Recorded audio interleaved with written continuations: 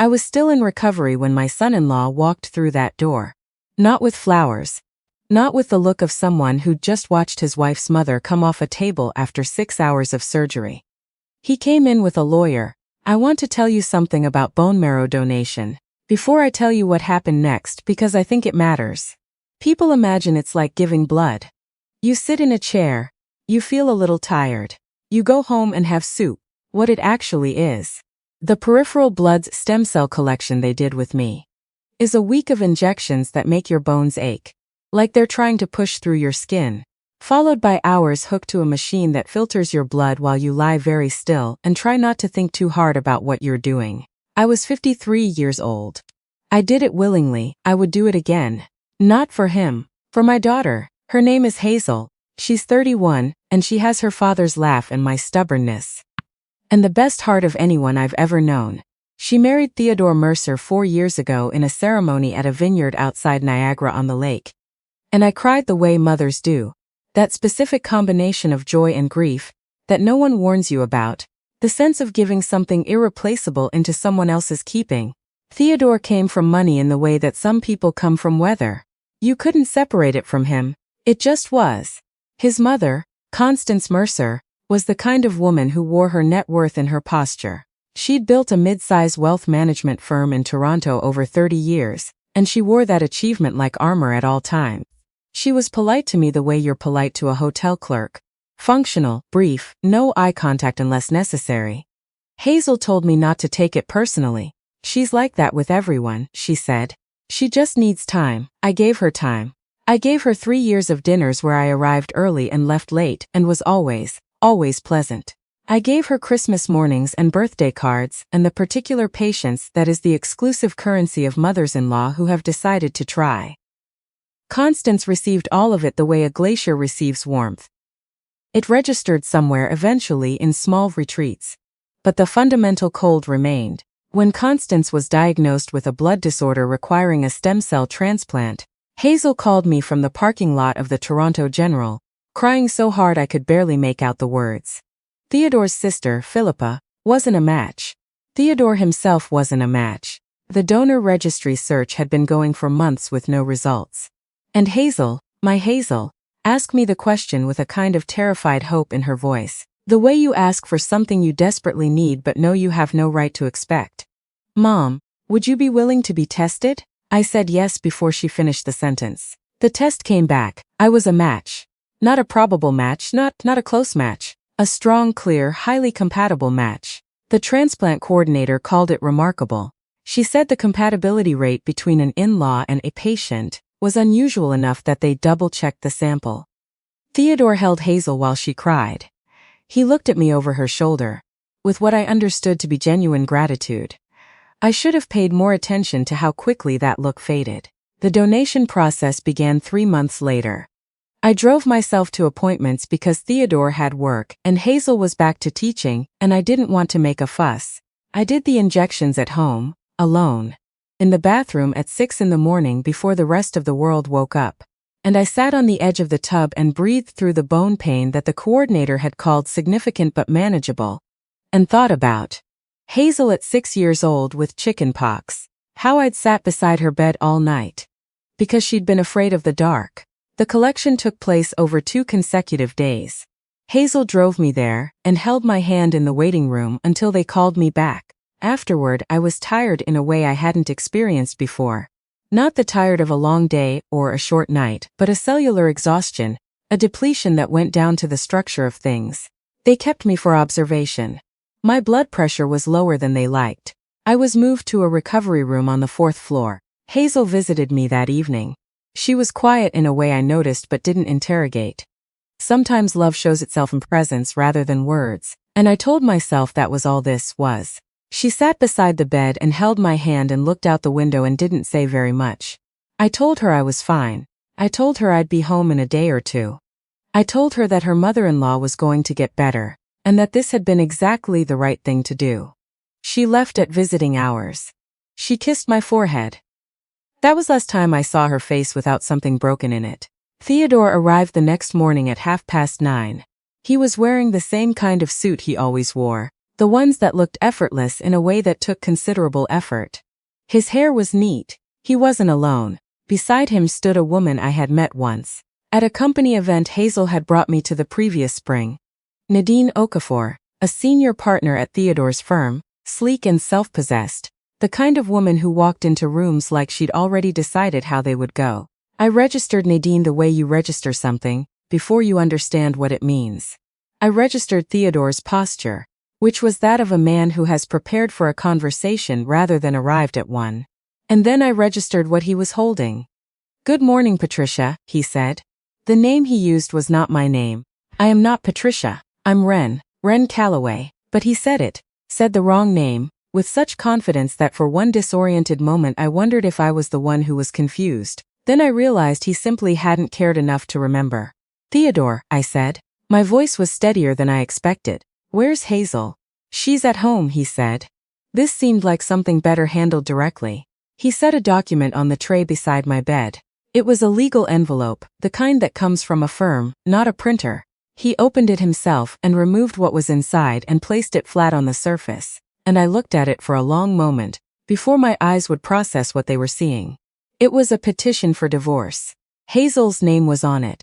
Theodore's name was on it. And from the way he was standing, not apologetic, not conflicted, not braced for anything, it was clear this had not been Hazel's idea, or at least not in any uncomplicated sense.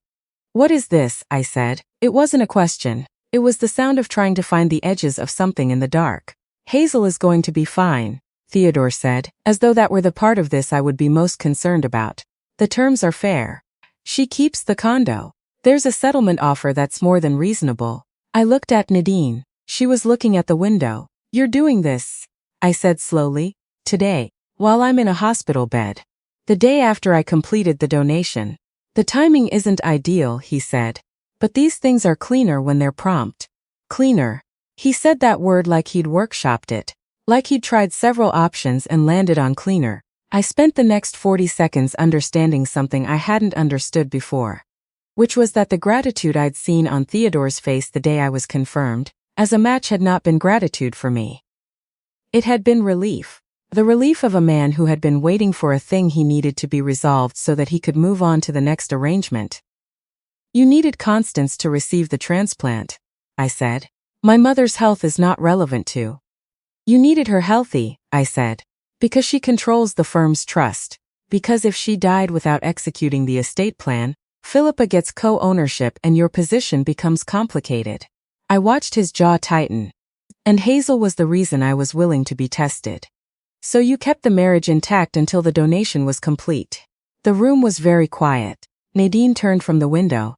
"That's a significant accusation," Theodore said. "Which part of it is wrong?" I said. He didn't answer. He touched the document on my tray, not pushing it toward me, not pulling it back, just touching it, the reflex of a man accustomed to having the last word through paperwork. "The settlement offer expires in 72 hours, he said. "I'd encourage you to advise Hazel to sign." Then he left. Nadine followed.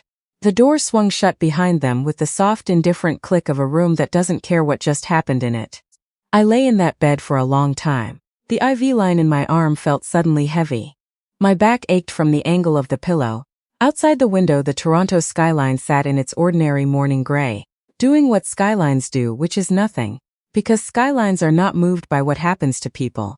I did not call Hazel right away. I needed to think before I spoke. Because the wrong words from a mother in the wrong direction can push a daughter further from herself, rather than closer to what's true. I knew Hazel. I knew she would be in the particular kind of pain that feels like shame. The kind that comes from believing you should have seen something sooner. I knew she would be worried about me. I knew she would tell me she was fine when she wasn't. I also knew that Theodore had come to me, rather than simply filing, for a reason. He wanted me to smooth the path. He'd calculated that a mother's practical voice, "This is fair, this is the settlement, let's be realistic," would be worth something in getting Hazel to a signature without a fight. He had, in trying to use me one last time, underestimated me one final time. I reached for my phone not to call Hazel, to call my brother Douglas, who had spent 31 years as a family law solicitor in Ottawa, and who, when I told him what had just been placed on my hospital tray, said 3 words before anything else. Don't touch it. He was in Toronto by that evening. Douglas Calloway is 2 years older than me and has the specific energy of someone who has seen every variation of human bad behavior in a professional capacity, and is therefore no longer surprised by any of it, only calibrated. He sat in the chair beside my bed and read the divorce petition with the focused quiet of someone performing a task, not a reaction. When he finished, he set it down and looked at me. They used a mill firm, he said. Budget work. He's trying to move fast, which means he's worried about something. Constance's estate planning, I said. Tell me. I told him what I knew, which was what I'd pieced together from 3 years of family dinners and the particular fluency that comes from paying attention to things people assume you're too peripheral to notice.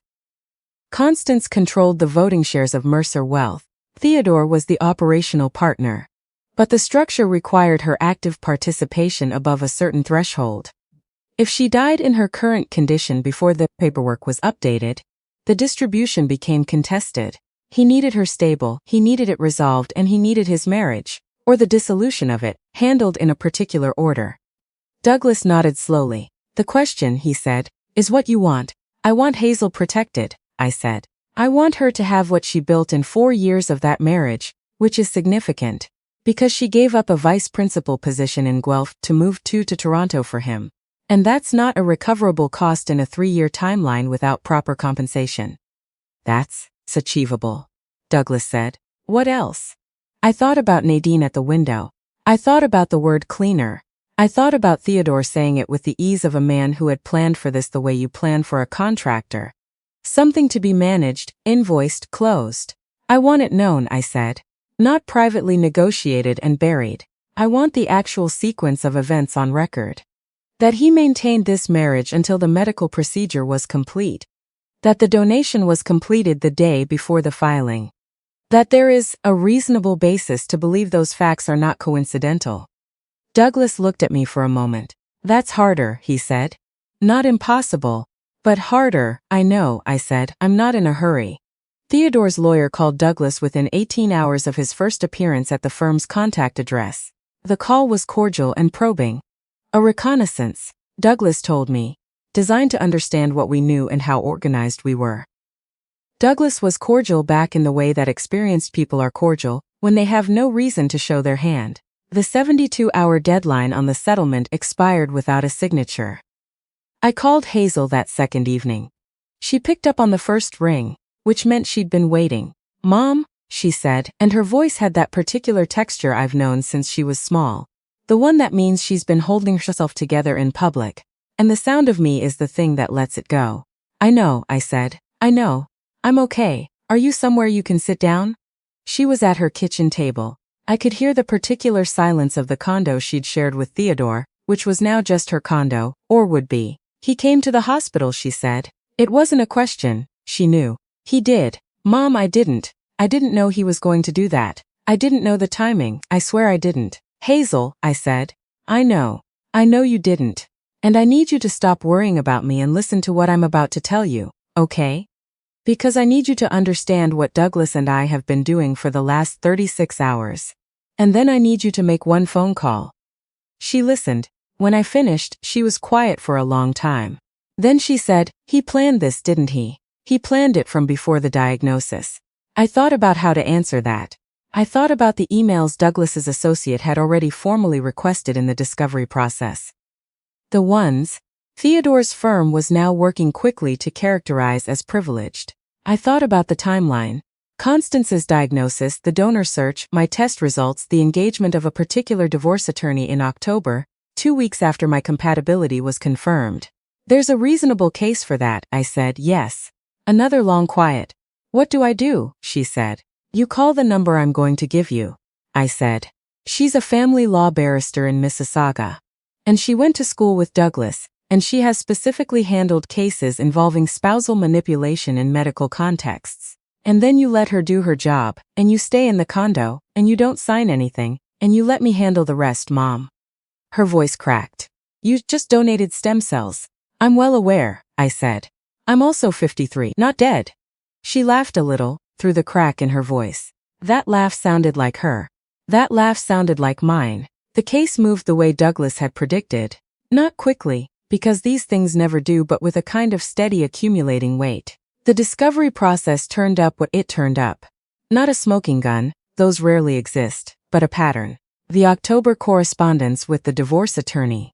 An internal email to Nadine that used language about the timeline for the transition that became considerably more difficult to explain in context. A financial advisor's note about Constance's estate restructuring that had been scheduled, then postponed, then rescheduled. The postponement falling, not coincidentally, in the window when the donor search was active. None of these things, individually, were definitive. Together, they told a story that a court did not find unpersuasive. Hazel's barrister argued for an elevated settlement on the basis that the marriage had been maintained under circumstances that, at minimum, created a reasonable inference of bad faith in the dissolution. The Mercer side pushed back. There were motions. There was a period of 3 months in which I learned more about Ontario family law than I had ever expected to know. And then, quietly, without going to full trial, Theodore settled. The number was not small. The condo which Hazel had already been keeping was formally hers. There was a support arrangement that reflected not just the years of marriage but the specific professional sacrifice. The vice principal position in Guelph. The seniority she'd conceded. The career trajectory she'd redirected. The settlement was sealed, which meant I cannot tell you the exact figure. But I can tell you that when Douglas called me with the terms, he used the word significant. And Douglas is not a man who uses that word carelessly. More important than the number, to me, though perhaps not to Theodore, was what was on the record, not the sealed settlement. The pre-trial motions, the documented timeline, the fact that these proceedings had occurred and that the facts underpinning them had been presented to a court without being dismissed. Theodore could not make that disappear. I was home by then. My own home, the semi-detached in Hamilton where I've lived for 16 years, with the garden that gets too much sun in July, and the back deck I refinished the summer before last. I was recovered, mostly, tired in ways that still surprised me sometimes. A fatigue that arrived without warning, and required rest rather than argument. But the bone pain was gone and my blood work was improving, and on the good mornings, which were most of them, I felt, if not exactly like myself, then like a version of myself that had been tested in a specific way and found to be stubbornly still standing. Constance received the transplant. Her body accepted the cells. The last I heard, through Hazel, who received periodic updates from Philippa, Constance was in remission and recovering well. I found that I did not feel guilty about this. I had donated in good faith, and the cells had gone where they were supposed to go, and a woman's body was healing, and whatever had surrounded that fact did not change the fact itself. I had done the right thing. The circumstances had been wrong. Those two things could exist at the same time. Hazel is teaching again. She took a position at a school in Oakville, a step down in seniority from what she'd left in Guelph, but, she told me on the phone last month, a better fit in ways she hadn't expected.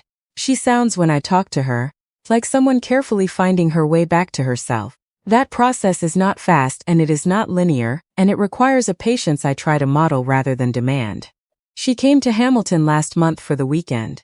We sat on the back deck in the evening with tea, and she told me things she hadn't been ready to say before, about the last year of the marriage, the particular way a person can make you feel small without ever raising their voice.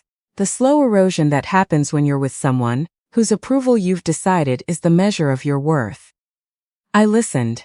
I didn't say anything that wasn't asked for. That is, I think, the hardest discipline of being someone's mother, knowing when the thing they need is not your assessment, but your presence. At some point she was quiet for a while, looking out at the garden, and then she said, "Do you regret it? Donating?" I thought about it. Not the way you think about something you're uncertain of, but the way you think about something you want to answer honestly. No, I said. Not for a second. Even knowing everything, I said. Someone needed what I had to give. That part was real. The rest of it was other people's choices, and those aren't mine to own. She was quiet again. Then she said, "I think that might be the thing I want to get to." That kind of clear. I told her she'd get there. I believe that. I know what Hazel is made of, because I know what I'm made of, and she came from me, and we are both at the bottom of things, people who do not stay broken. Theodore Mercer is still at the firm. still in his apartment on Bay Street, from what little filters through. Nadine is, I understand, no longer a senior partner there. The specifics of that departure were not shared with me and I didn't ask. Constance, last I heard, had returned to partial involvement in the business. What that arrangement looks like, given everything, is not something I spend time imagining. What I spend time on is the garden, which I've expanded this year into the strip along the fence I'd always meant to do something with, and my reading group, which meets on the second and fourth Thursday, and the women in it, who have been my people through things I won't list here because this story is the one I'm telling. And Hazel's voice on the phone, twice a week, the way it sounds steadier each time. And sometimes, on the mornings when the fatigue rolls in without warning, I sit very still and feel the particular awareness of having given something of myself that I cannot reclaim. Not in regret, but in recognition. A life is made of these moments, the ones where you find out what you're actually willing to do for the people you love. I found out. The answer didn't surprise me. What surprised me was finding out, at 53, in the most brutal way possible, what it looks like when other people have been calculating the value of your willingness all along. And what it looks like when you refuse to let that be the last thing you know about yourself. If someone has ever looked at your capacity to love and seen only what they could take from it, would you have recognized it in time? Or does that kind of careful, patient predation always arrive wearing the face of family?